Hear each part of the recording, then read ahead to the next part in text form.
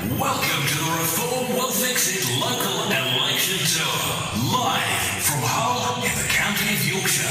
Please welcome political commentator and broadcaster, Charlie Rowley.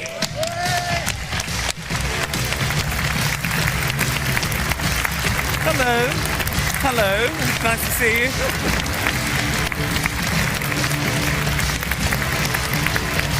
Good evening, Hull!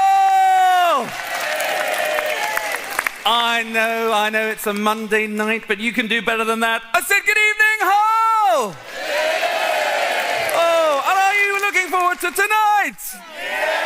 Oh, welcome to Reform UK's local election tour 2026! Oh, yes. We have been all over the country, starting in the Isle of Wight. We've been to Basingstoke, we've been to Swindon, Suffolk, Thurrock. We were in Leeds not so long ago. We were in Milton Keynes, and here we are in the great city of Hull. And people have come far and wide to join us this evening. And I can see already there are a few people wearing some beautiful merchandise, which you can get from this lovely stall here. There will be someone here, lovely volunteer. Don't worry, madam, we don't expect you to do the selling this evening. But your top behind is actually much more better. So there we go. We might have to use you as a designer for us. So there we are. You'll get some merchandise along the way. Are you looking forward to tonight? Yeah! Well, folks, what a lineup we have for you tonight. We've got kicking off tonight the chairman of Reform UK, Dr. David Bull is here.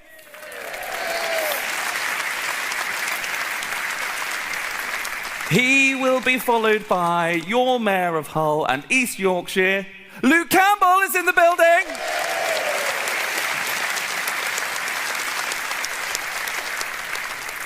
And of course, am I missing someone? Am I missing someone, do you think, folks? You're absolutely right. The one and only leader of Reform UK, Nigel Farage is in the building.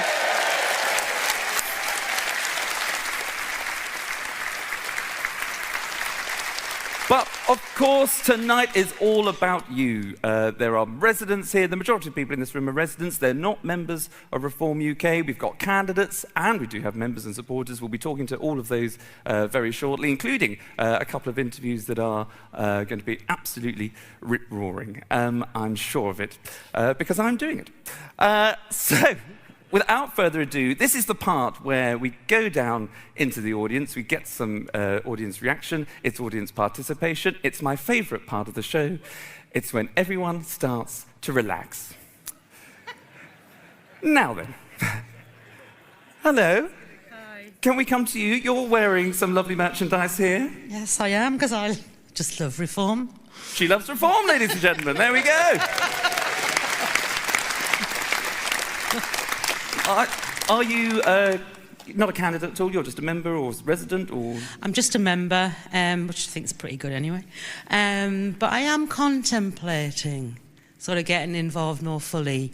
But just seeing how things go at the moment. So you might become a candidate? I might do, yeah. Oh, right, okay. Yeah. There we go. Round of applause for a potential candidate.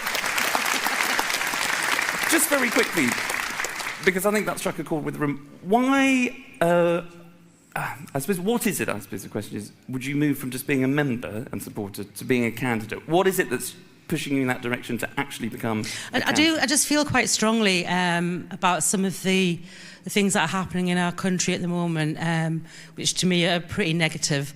And so the things that sort of Nigel Farage stands for actually complement a lot of the things that I believe in.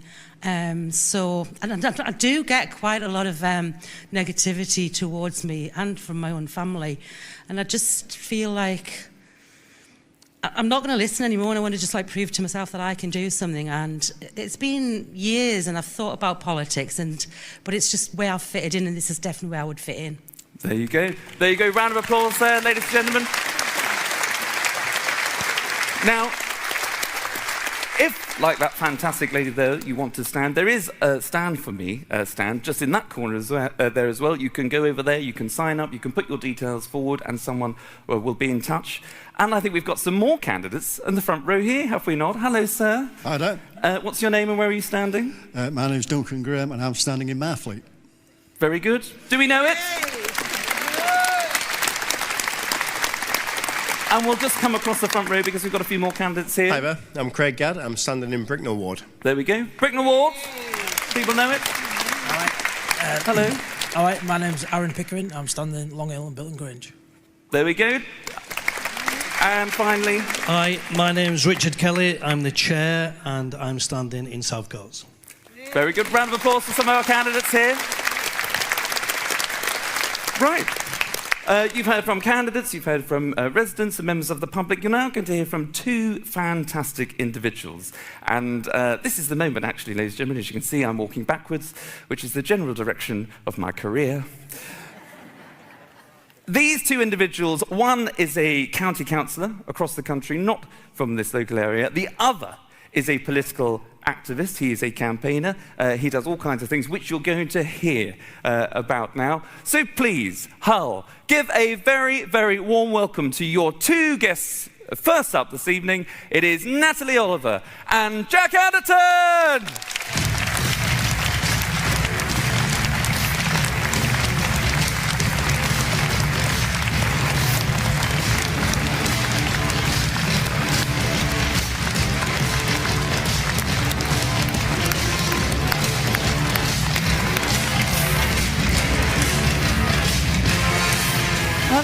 Hello, welcome to our lovely set this evening. Are you well? Very well. You well, it's amazing to be in Hull. There we go. Amazing to be in Hull, isn't it, ladies and gentlemen?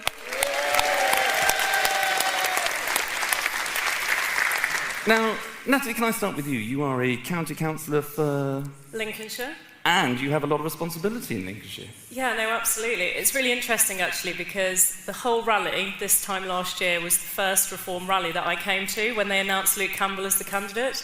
So it's amazing to be here a year on, and I am now the lead member for Children's Services and Culture for Lincolnshire County Council.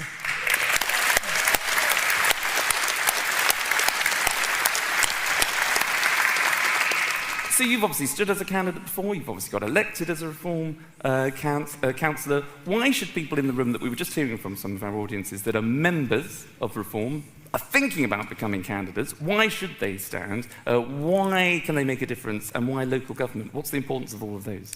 Well, if I give you some background as to why I put myself forward as a candidate. So I'm a mother of two small children, and I look at my children and look at the innocence in their eyes, look at the potential that they've got, but then look at the country that we are currently leaving them. And that literally makes my blood run cold. It really does. So I think, you know, when Do we agree with that, ladies and gentlemen?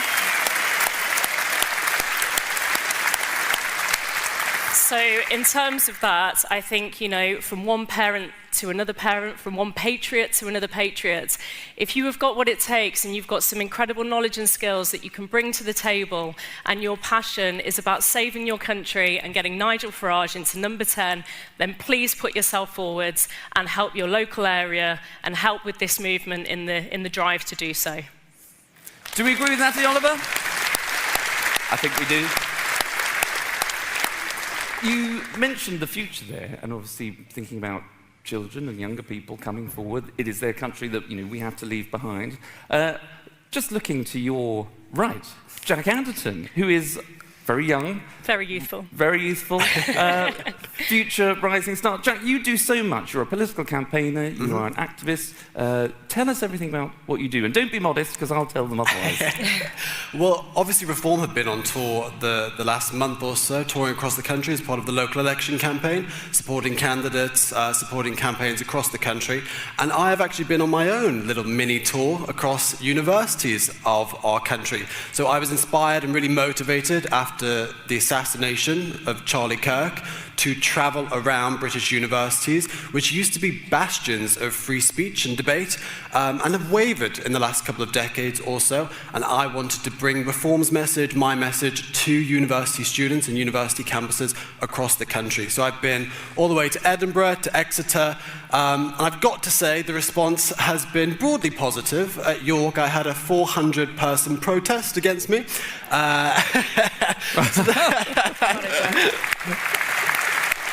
Yeah. So 400 people came out to protest me, 8-man police escort, but by the by, because the 40 students that turned up and supported were really appreciative. They backed reform all the way, and quite frankly, they were appreciative of someone who supported them and backed them visiting the campus. So that's really what I've been focused on the last couple of months, is supporting British young people who are backing reform across this country.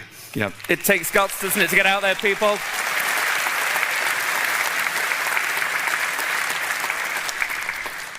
You are also occasional, columnist for the Daily Mail. You write things. You put your name out there. You do so much to advance the cause of free speech, as you say in the tour that you're doing. You also, as we noted, you are quite young, and I think it is great that young people get involved. Obviously, so a slightly devil's advocate question, because you could be doing anything else. You could be travelling. You could be, having a kickabout in the park. You could be playing football. You could be part of a band. You could do anything when you're young. Why politics, and why Reform UK when things haven't been? I think it's fair to say, it's not been the easiest ride as a country. So why get involved? Well, I think it's not just young people. It's for many of us. I'm sure Natalie can speak to it as well.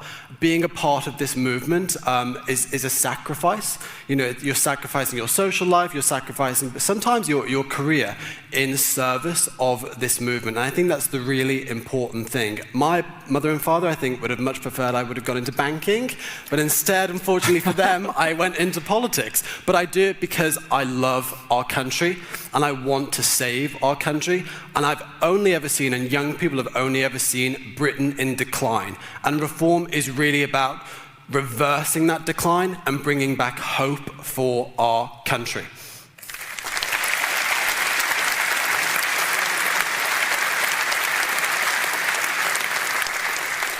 All great stuff, which is getting huge applause in the room this evening, so thank you for that. Natalie, one of your responsibilities, you said, was children's services. Children in this country seem to have been affected more than most, whether it's about the economy, whether it's about the health service, whether it's about education in our universities, when it comes to free speech, as Jack was saying. But when it comes to things like the grooming gang scandal, young people have been completely left behind and ignored by successive governments. So why, when people feel, oh, well, they're all the same, I'm not going to get involved in the political process, why bother with politics? What do you say to those people to say, hang about, local government matters, what you're doing matters, but why reform is very different to what people might have seen in the past? Well, totally different, Charlie, and you're absolutely right. We are absolutely sick to death of the political establishment who have completely forgotten who they are supposed to serve. And that is the situation that we find ourselves in. I have never, ever before thought about, thank you.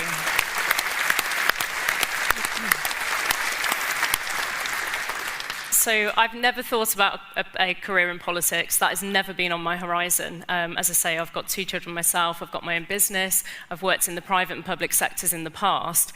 And at this point in time, the outlook is incredibly bleak. We have got to do what we can to change that. And only we, the ordinary people with our knowledge and skills from other areas, from our other careers and backgrounds that we've had, can make this difference. And, when Nigel walks through that black door of number 10, it won't be just a freak accident that happened in Westminster. It will be down to the thousands of people that have put themselves forward, ordinary people wanting real change for this country and to better the future that our children will inherit. And that will be the change.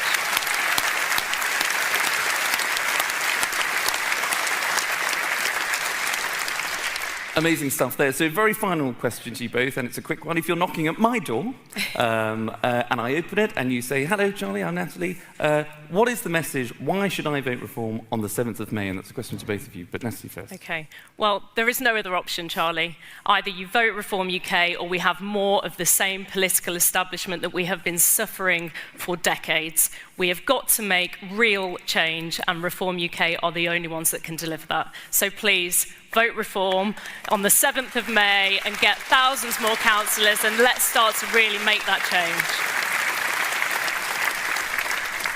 Quite convincing, but Jack, I open the door, there you are. why should I vote for reform, or why should anybody here vote for reform on the 7th of May? Well, I'm not really sure how I top Natalie's answer, but one thing I would say is that, you know, what she said is right. If you want more of the same, if you want managed decline, if you want Britain in decline, continue voting for Labour and the Conservatives.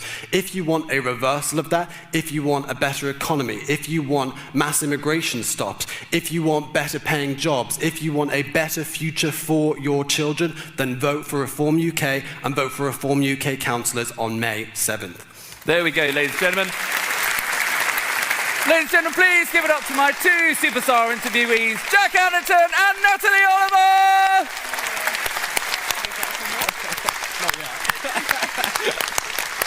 Thank you, that's amazing. Thanks so much, thanks so much. Right, now it's time to get on with the main event. Please, welcome to the stage, here in Hull, your chairman of Reform UK, Dr. David Ball!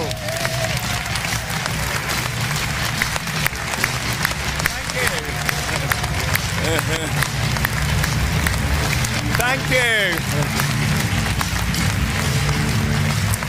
Well, a very good evening to you, ladies and gentlemen. Thank you so much for coming out tonight.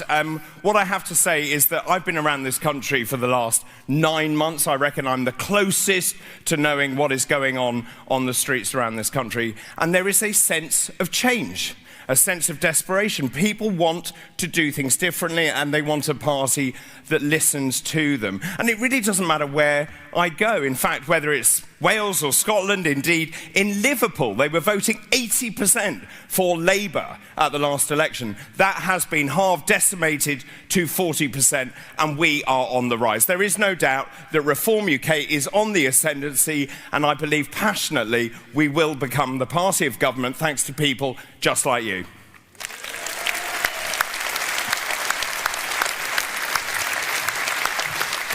And I think also, by the way, Natalie and Jack, thank you so much. They epitomise everything we want. Young people who are involved in politics, who want to make a difference. Give them a round of applause for doing such a great job.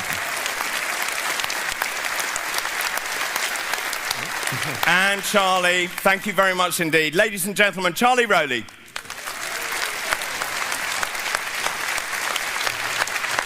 Well, a very good evening to you all, ladies and gentlemen. I am so delighted to be here with you in Hull, a city which dates back to the 12th century. Now, Hull became a huge trading hub because of its position on the Humber estuary, giving it direct access to the North Sea, and that made it ideal for importing and exporting goods. Now, as a result, it has more than 800 years of seafaring history, and it is still known as Yorkshire's maritime city. But Hull hasn't rested on its laurels. More recently, it was awarded UK City of Culture in 2017. It is really clear to me that Hull has had a very proud history, and let me tell you, under a Reform UK government, we will ensure it has an even better future.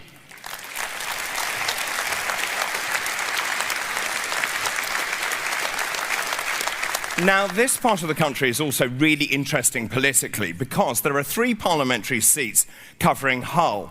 All of them are up for grabs at the next general election, and they are all safe Labour seats. But not anymore. Yes, it gets better, it gets better. The latest polling, which I looked at today, shows the Labour vote across this area has completely collapsed, and Reform UK is now on track to win all 3 parliamentary seats.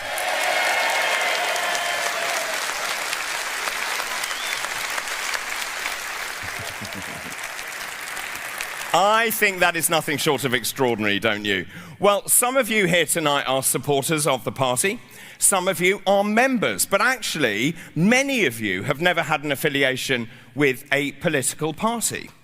And some of you even refuse to vote because you know you will be ignored. And I don't blame you, because it's clear they do not care what people like you think. And that, in my opinion, is why the whole blinking lot need to be booted out of office tomorrow.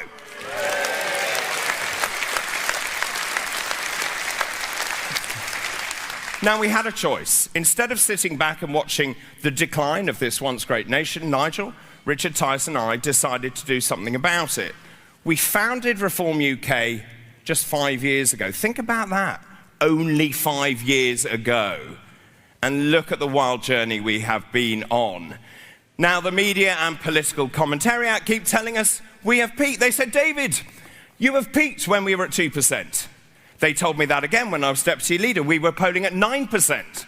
And now look at us. We are now polling at astonishing levels. We are way ahead of all of the other political parties. And you see, this is the truth they will not tell you. We are the fastest growing political party in this country. We are now also the largest political party in this country.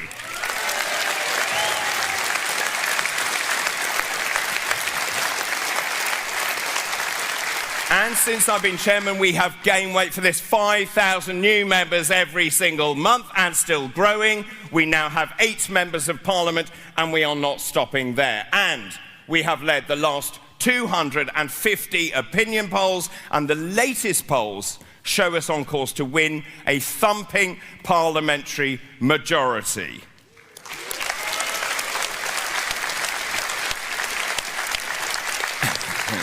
But the news just gets better, because it means we will kick out big Labour figures like Rachel Reeves. She's out. And of course, after Rachel Reeves, Angela Rayner is also out. But here's my favourite. Mad Ed Miliband bites the dust as well. Now, I passionately believe that Reform UK is the last chance to save this country. I'm not alone in that, actually. I'm seeing people around the country venting anger and frustration as I go around this great United Kingdom. I've been on the road for the last 9 months doing my chairman's tour, of course our party conference, and rallies just like these. I have seen and talked to over 20,000 people. And across the country, the message really could not be clearer. This current government is the worst any of us have ever seen in our lifetimes.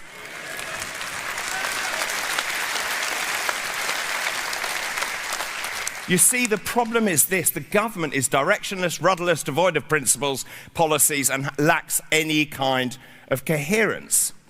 And I've been thinking about this. Why is this? Well, great countries need a great leader. But what do we have? Keir Starmer. He's a failed human rights lawyer who prefers Davos to Devon.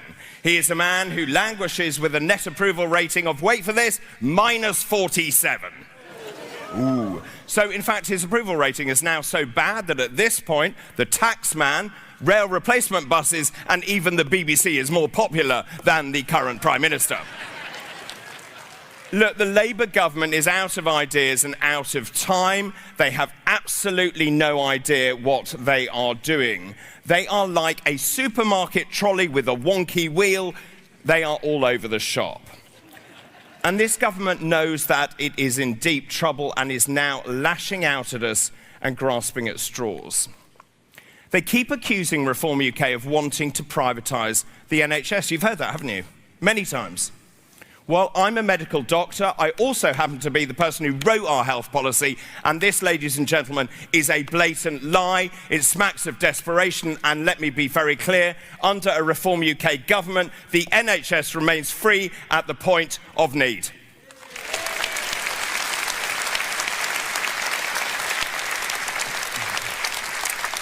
But you see, it's not just Labour who are the only liars in town. The Tories betrayed your trust. It was the Tories that broke Britain. They bankrupted the country, they implemented austerity, and they left us with open borders. The Tories were totally and utterly irresponsible. So given the two main parties have abjectly failed this great country, some people are turning to Ed Davey and the Lib Dems in desperation.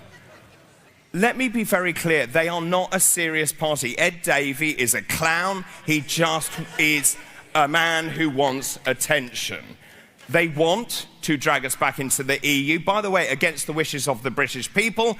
And when it comes to local government, they love nothing more than tax, tax, tax.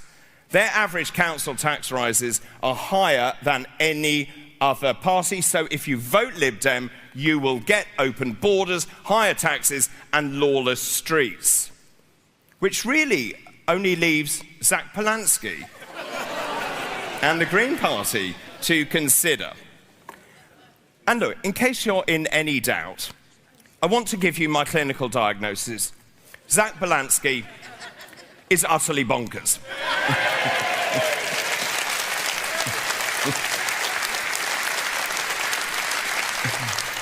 The Green Party, though, on a very serious note, is a major threat to British national security. You cannot trust them. So, then the question is, why do you back us? Well, when you vote for reform, you get reform. Just look at the difference we have already made running councils. Now, in County Durham, Reform UK has scrapped stupid net zero schemes, saving tens of millions of pounds. In Derbyshire, Reform has cleared the pothole backlog we inherited from 17,000 down to 0 in our first 10 months. And in West Northamptonshire, Reform served notice on all 3 asylum hotels in the area, and we are determined to shut every single asylum hotel permanently in this country.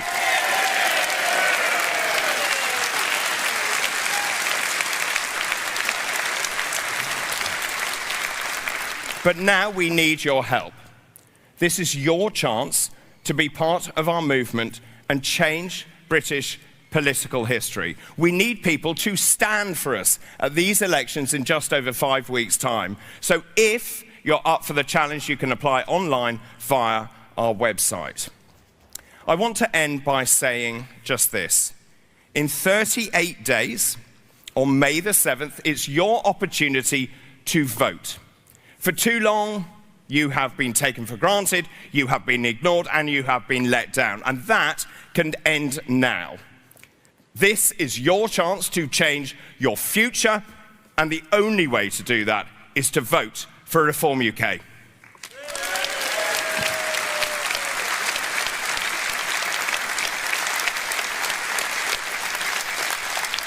Well, my first guest tonight became Mayor of Hull in East Yorkshire after a very decisive victory last May. In his former career as a boxer, he was known as Cool Hand. And today he is bringing that same calm, that focus and determination to ensure he delivers for the people of Hull. Before we meet him, let's see him in action. One of the proudest moments in my life was coming home after the Olympics, seeing all the people that turned out for me. Hull's really good when they get behind their own and cheer for their own. It's a great city filled with great people.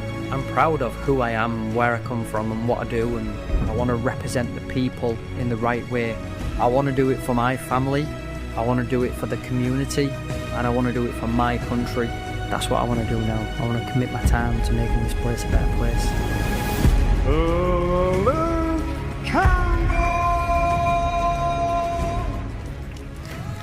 Ladies and gentlemen, please welcome the Mayor of Hull and East Yorkshire, Luke Campbell.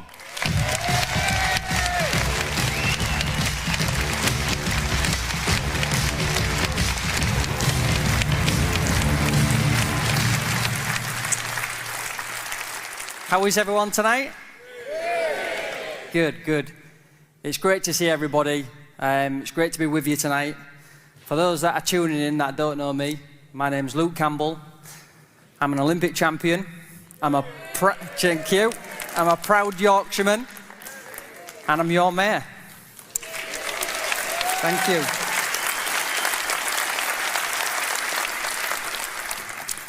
But above all, I'm just a working class lad from Boulevard, Hezza Road.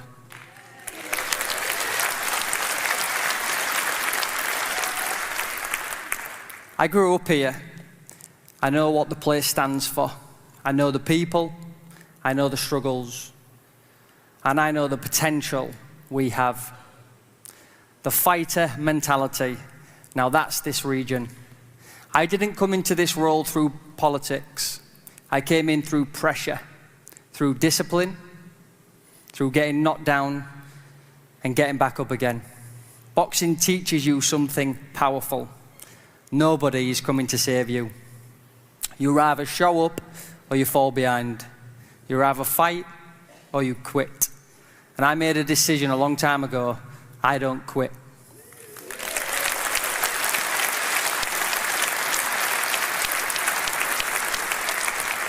And the people of Hull and East Yorkshire don't quit either.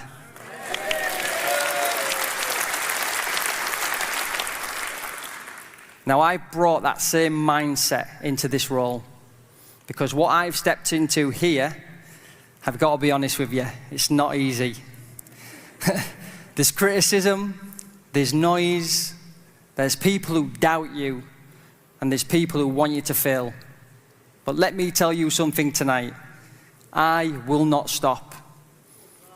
Thank you.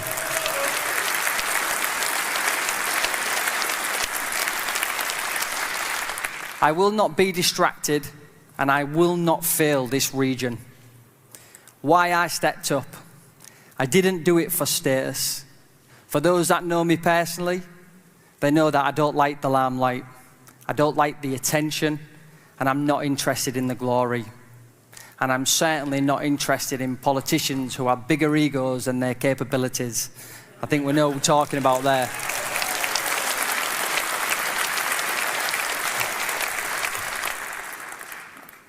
I didn't do this for politics. I did this because I look around and I thought, we deserve better than this. And we have an opportunity where I can give back to the communities that gave me everything, that inspired me to stand here today. This region has been held back for far too long, not because of the lack of talent, not because of the lack of work ethic, but because of lack of belief, direction, and leadership. And that changes now.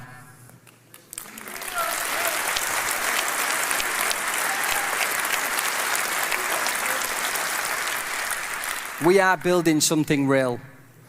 People say to me, what have you done?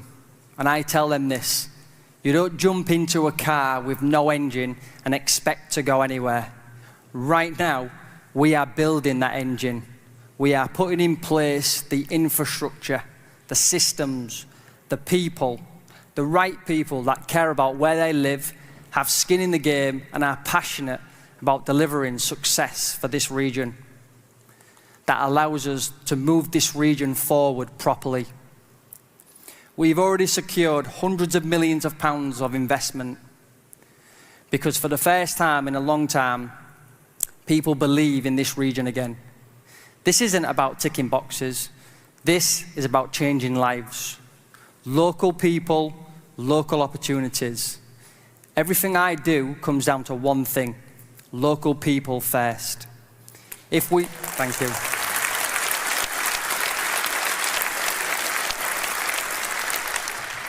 If we bring in jobs, those jobs go to people here. If there's a skills gap, we train people here. If money is being spent, it stays in this region. No more watching opportunities pass us by. No more seeing outside companies come in, take the money and leave nothing behind. That stops now.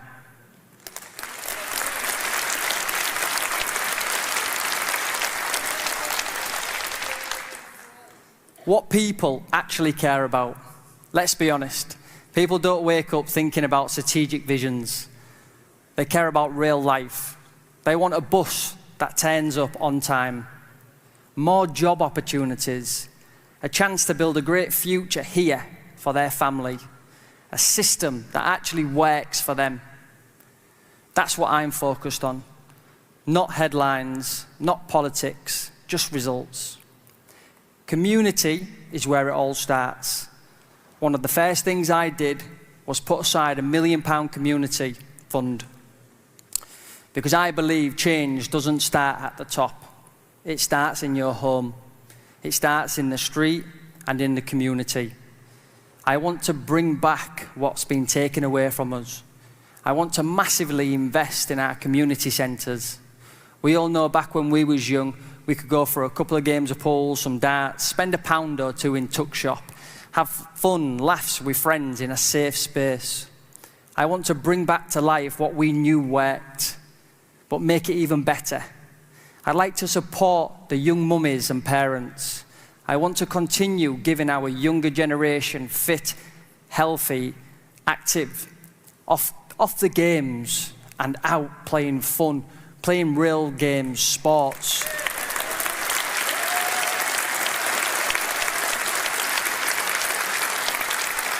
But not only that, we should work closely with the voluntary sector, teach skills to our young kids where we can work with a retired bricklayer that can come in, teach skills to our young kids and help them, give them a trade.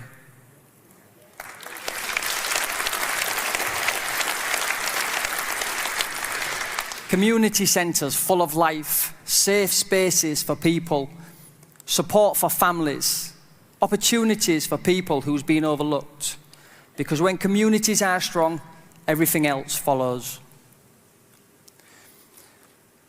Building strong people, not just systems. I'm not here just to build infrastructure. I'm here to build people. I care about people.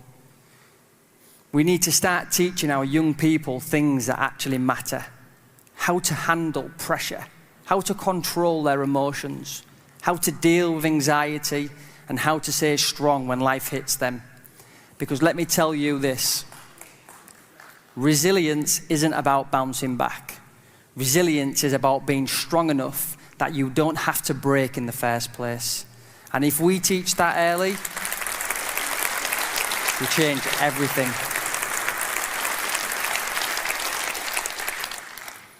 I've seen the world, and I choose here. I've lived all over the world, from London to Miami to New York City, and I'm telling you, there is nowhere like this place. Nowhere with the heart, the people, the potential that we have right here. This region can be the best in the country, not someday, but soon. There are people who would rather see this region stay stuck than see it succeed without them. People who have blocked progress, have slowed things down, and have held us back just to protect their position. That's wrong. Because this is not about them. This is about us. So I need your support.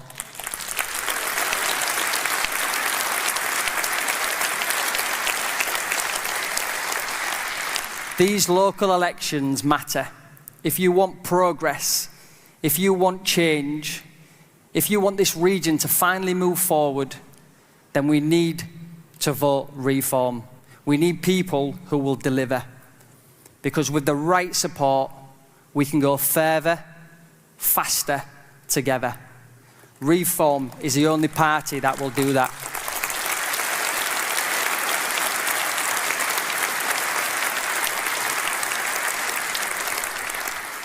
I will make you a promise.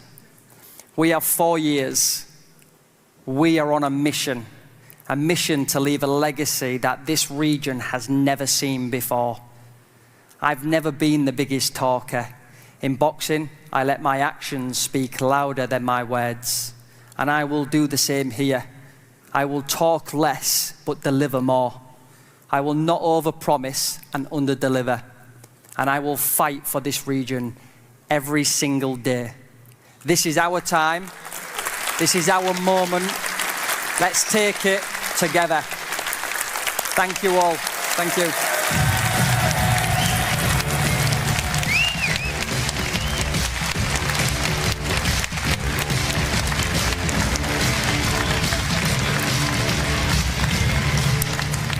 Wasn't he brilliant?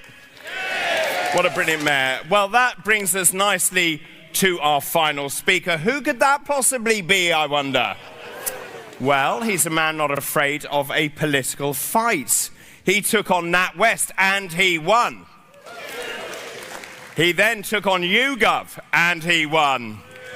And let me tell you, at the next election, he will take on the establishment and he will win. And soon he will make history when he becomes the next British Prime Minister.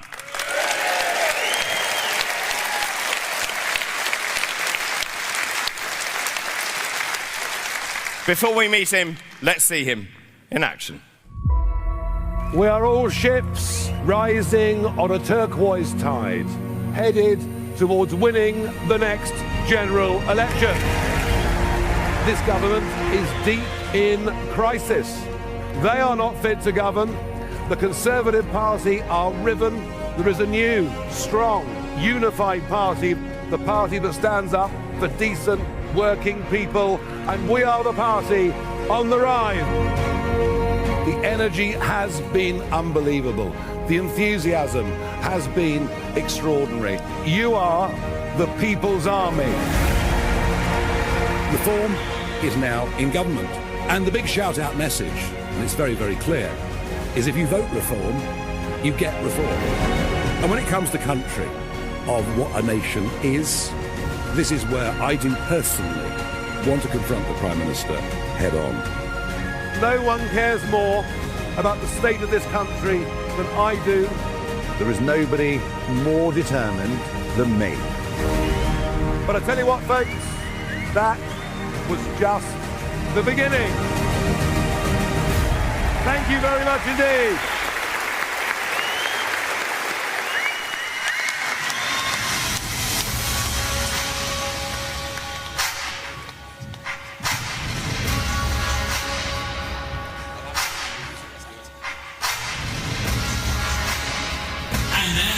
Please welcome the leader of Reform UK, Nigel Farage MP.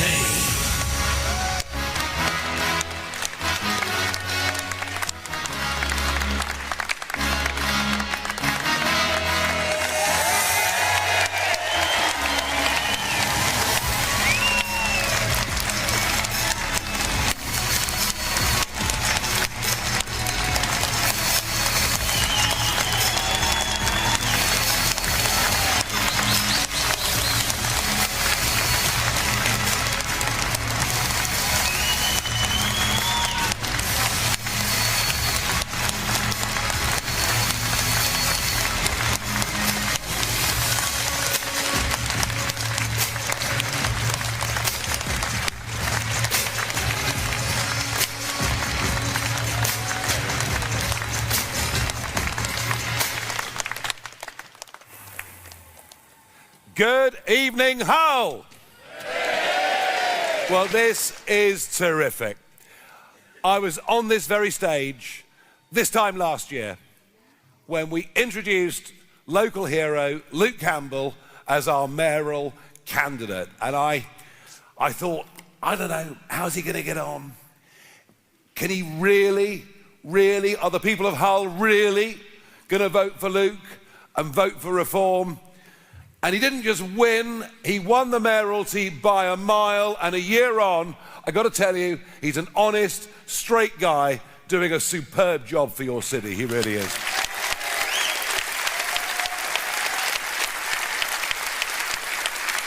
So I was really keen to come back to Hull, back to Connexin, to speak in support of him, and indeed, to speak for the 19 men and women who are standing for us as Hull City Council elects in thirds.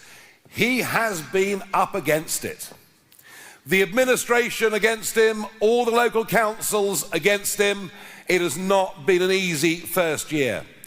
But he's certainly found his feet. He's sacking all the people in the administration that are obstructing him, and I agree with that. Let that be a warning to Whitehall after the next general election. Civil servants are supposed to be impartial. Civil servants are supposed to be neutral. Civil servants are supposed to turn up at the office.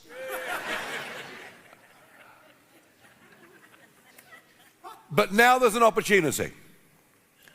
With 19 men and women, and I met 18 of them earlier today, standing here in Hull City Council.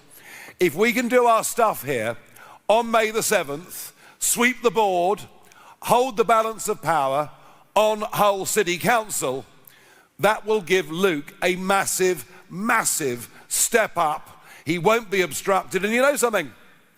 Right now, in Hull, the Tory party have completely disappeared. And frankly, deservedly. But last time round, Hull became controlled. Hull! I mean, the city that voted by over two-thirds for Brexit, Hull voted Liberal Democrat. Now, you may all be fans of Ed Davey, I don't know. Falling off paddle boards and... But I suppose if you've got nothing to say, it's sensible. I guess it's all you can do, really. So is Hull a hotbed of Liberal Democrats who believe in rejoining the European Union, who see no obstruction to open borders, who think we should welcome young men undocumented that cross the English Channel? No, it's not, is it? It's not. It's not. And they voted Lib Dem 4 years ago, and they voted Lib Dem because they were done with the Tories, and they were done with Labour, and they saw the Lib Dem vote as being the way to fight back against the two-party establishment that has run this country for over 100 years, and over the last few decades has led us so badly. They voted Lib Dem against Labour and against the Conservatives. And I believe with the right campaign on May the 7th, just as they did for Luke Campbell last year, I believe the people of Hull will vote reform on May the 7th and will score a great victory.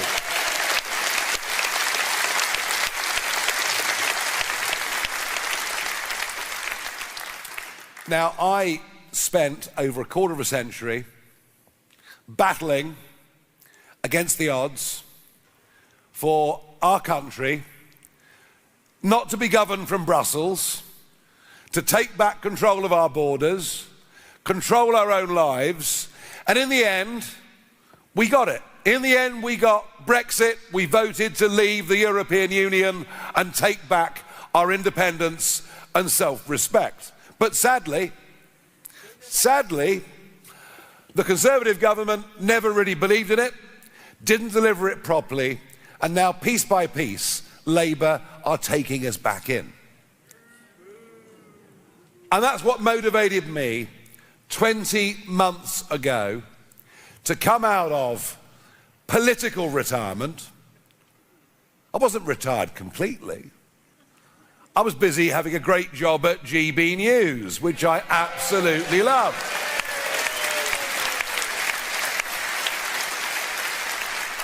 But I came back into British politics not just because Brexit hadn't been delivered. I came back into politics because I believe that our once great nation is in serious, serious trouble. I believe that Britain is broken and Britain needs reform, and that's why I'm back.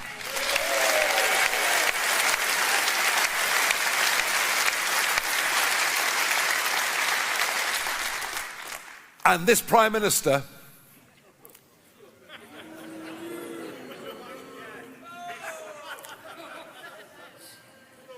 oh, he's worse than that. Sorry, what was that? Yeah, keep it clean, for goodness sake, I'll be in trouble. We're on live stream, kids could be watching. This Prime Minister has motivated me even more. I do not believe this Prime Minister acts in the national interest of our country and of its people. He bows down before foreign courts. He does what those who loathe our country urge him to do. He is gutless. He is useless. He is unpatriotic.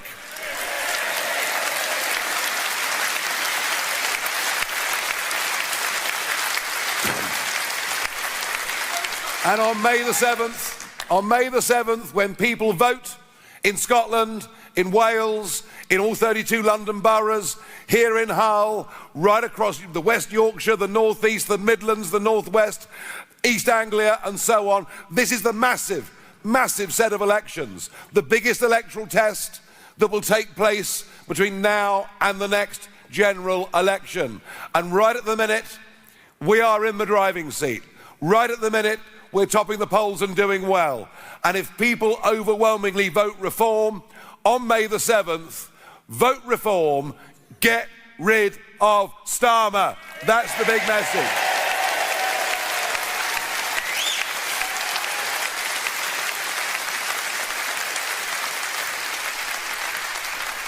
and he can't answer any questions. Everything's scripted. Everything's read off a sheet of paper. As I've said before, he's like a pigeon in Trafalgar Square, you know. And last week I asked him a very sensible question. I said, you promised you'd smash the gangs, and yet record numbers of young men have crossed the English Channel under your premiership. As this plan has failed, what is plan B? And he totally ignored my question. And so I got up and I walked out of the House of Commons in disgust.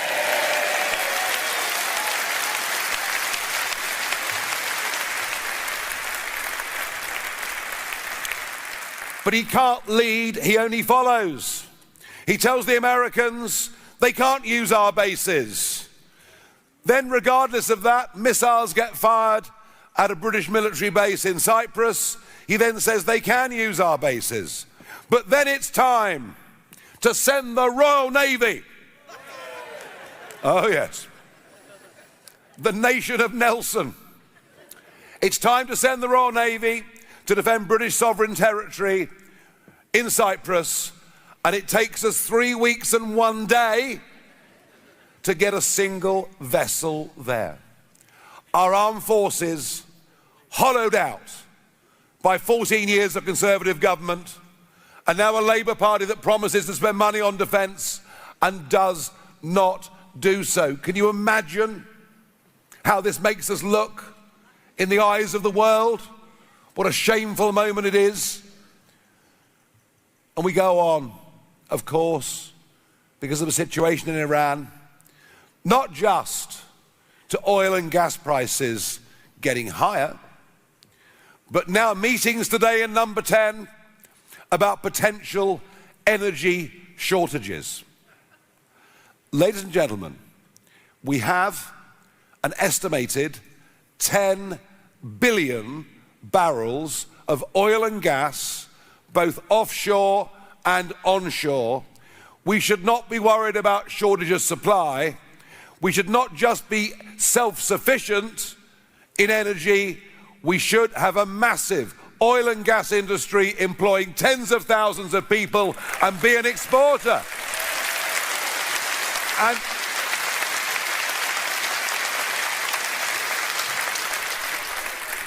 you can say what you like about renewables, but because we subsidize renewables, your bills now for 20 years have been higher than they should be, and we have the highest industrial energy prices in the world. And just think about this part of the world. Just think of the Humber area. Think of what we've lost in terms of steel making, in terms of cement making, in terms of petrochemicals, in terms of plastics. All of this has gone. It's gone off to India, to China, and other places. And what do? We import the goods back into Britain. We haven't cut CO2 emissions. We've exported the export of CO2 emissions to other countries around the world.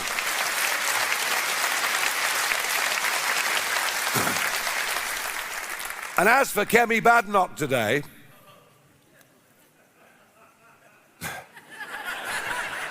that's amused somebody back there, isn't it?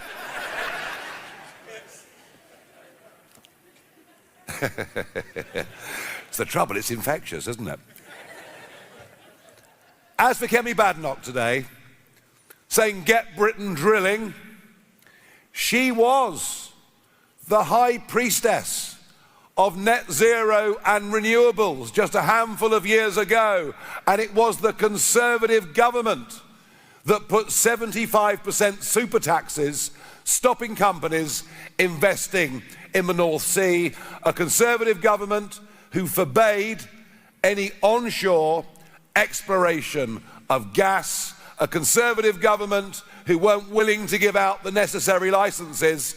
It's the Conservative government that killed the North Sea. It's Red Ed Miliband continuing it, and Richard Tice have made these arguments for year after year after year. They are a pale imitation. The Conservative Party is a pale imitation. We are the real deal. We're the people setting the agenda, and I sense the country is now coming to its senses. We should re-industrialise Britain, particularly the north of England, produce our own oil and gas, and become a richer, better, stronger country as a result of it.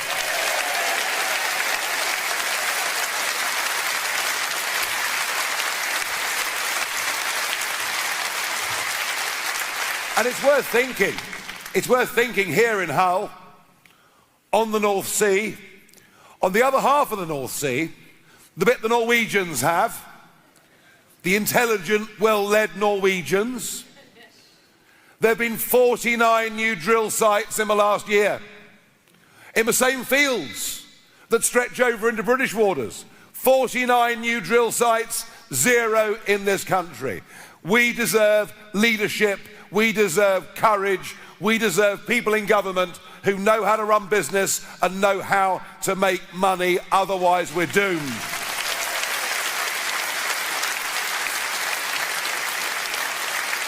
And while we're on the North Sea, Norway, fishing's coming, all right.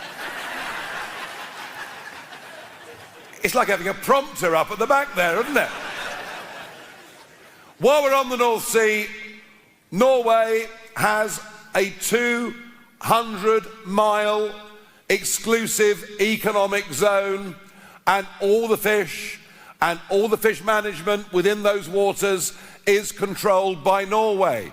If we want to fish there, we have to get a license and pay for it. A 200-mile exclusive economic zone, a booming fishing industry, a booming angling, tourism, business.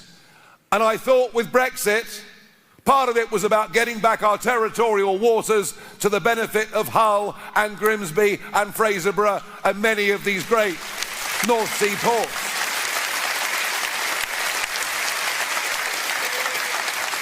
And what did the Conservatives negotiate? Nothing. Nothing. We have exclusive fishing rights up to the 6-mile line and no more than that. And now Starmer has agreed these arrangements should continue for a further 11 years. You know, in this city, fishing was once one of the great centerpieces and prides of Hull, destroyed by our membership of the European Union and by weak British governments not prepared to stand up for our traditions and our coastal communities. And I promise you, if we have anything to do with it, we will change that and take back what is rightfully ours.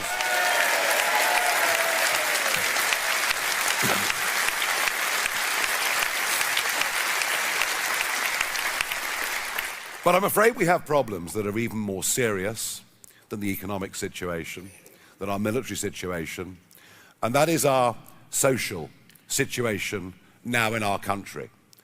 I can scarcely believe that there are marches and demonstrations up and down this country of people who support the murderous, barbarous Iranian regime.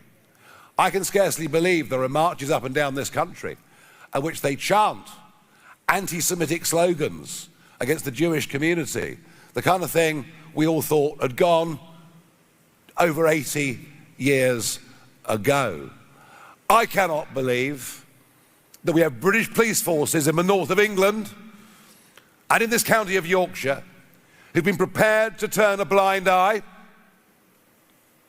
to what is called the grooming gangs scandal. But it's worse than that. It's worse than that. It's actually the mass rape scandal, isn't it? It is something that shames all of us who live in this country and those that view us from around the world.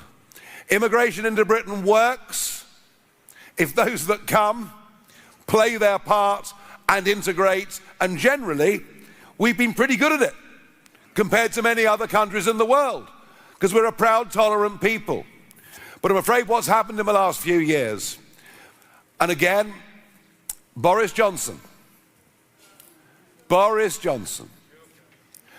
the Boris wave, 3.8 million people coming in under Boris Johnson, and only 20% of them on work permits. And for every one of those that comes that doesn't work, they're likely to cost the taxpayer, if they live a long life, up to £500,000. We have burdened taxpayers for many, many years to come. And that is why I believe that those that have come in the last few years that are not contributing, that are not working, should not be given indefinite leave to remain, automatic rights to benefits.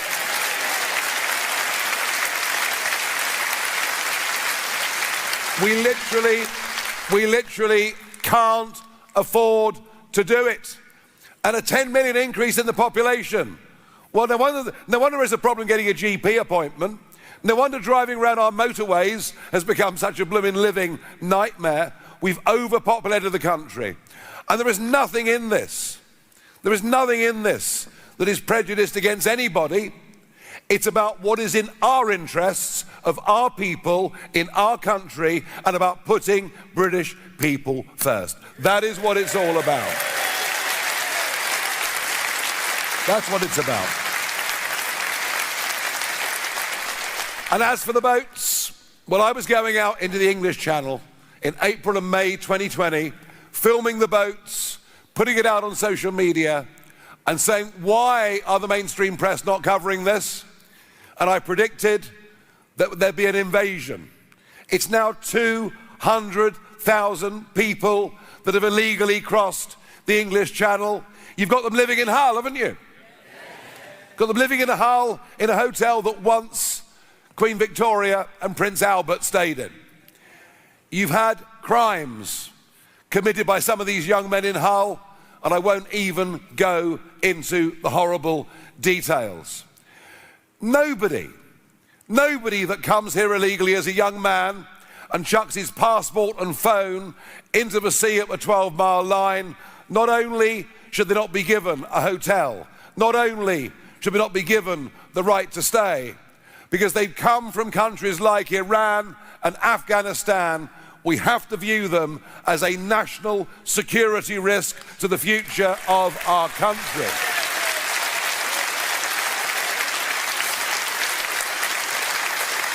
And again, we're generous. We've been generous to Ukrainians, generous to people from Hong Kong who've been horribly treated by the Chinese. We've always been generous, but we do not want to be taken advantage of. Under us, anybody that comes by small boat or in the back of a lorry will be detained, not free to walk the streets, and deported from this country. Simple as that. And to do that, we will do the thing that they have not had the guts to do in government. We will leave the European Court of Human Rights.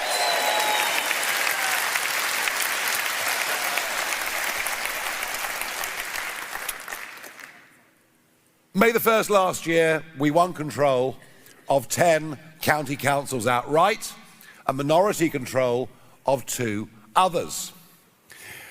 The amount of publicity Reform-led councils have had is unlike anything in history. And it comes up regularly at PMQs when he reads out from his script, you know.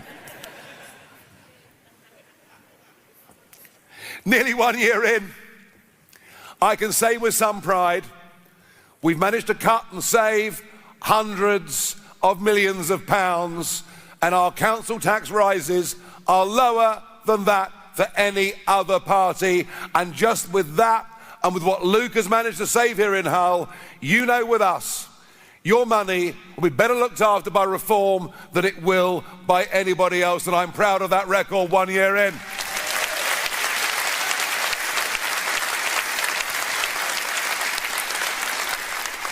But there's a really big thing we have to do, and we have to do it in local politics, we have to do it in national politics.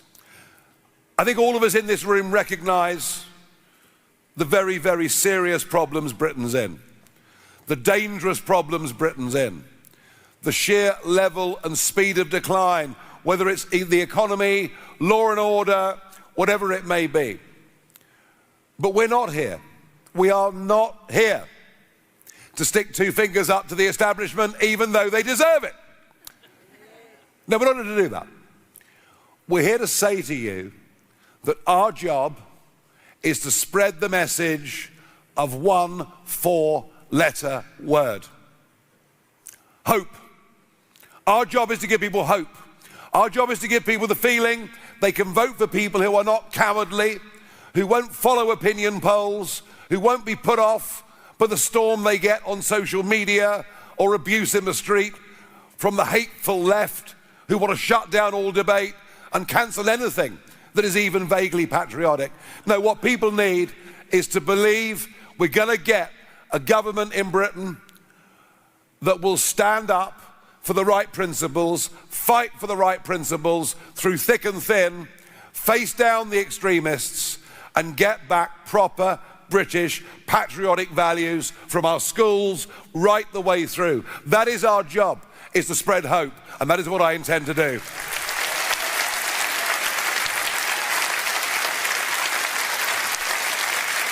And the country needs it. But I can't do this on my own, and I've been pleased to see the massive growth of our party. We're now the biggest party in the country by membership. And our real strength as a party is the people's army. It's people out there. Now, I know that most of you in this audience, the vast majority, are not members of ours. Well, not yet members of ours. And my job tonight is to convince you, to help us, to support us, if you agree with what you've heard and seen this evening. And to that end, can I ask Luke and the local Hull candidates to come and join me on stage, please?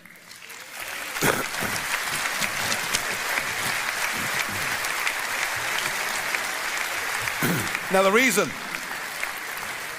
I'm inviting these people up is hardly any of these guys and girls have ever been involved in politics before.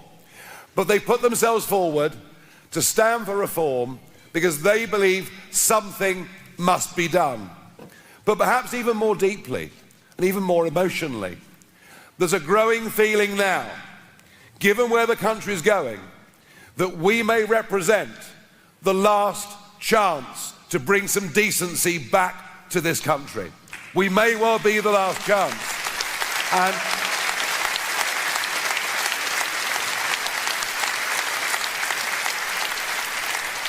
so all I can say to you is, all I can say to you good people from Hull is this: these people have made a sacrifice. They've put their heads over the parapet. And I'm asking as many of you as possibly can to help them. And you can all help in your own ways. You can join us, you can support us, you can spread the message, you can deliver leaflets for us, you can make phone calls for us. All of you, in some way, if you want to help these people get elected, help this incredible political movement, then go to the table over there afterwards that says Stand For Us, and please sign up. So before we finish, let me ask you, are you prepared to help us in this great battle to save our country? Good, good. Well, thank you. They're going to need help. They're going to need help. They're brave people. And I want to say a big, big thank you. Fantastic audience, amazing turnout. Last year was a great success with Luke. And on May the 7th this year, I want to get all these people elected to represent you in Hull, and thank you for coming this evening. Thank you.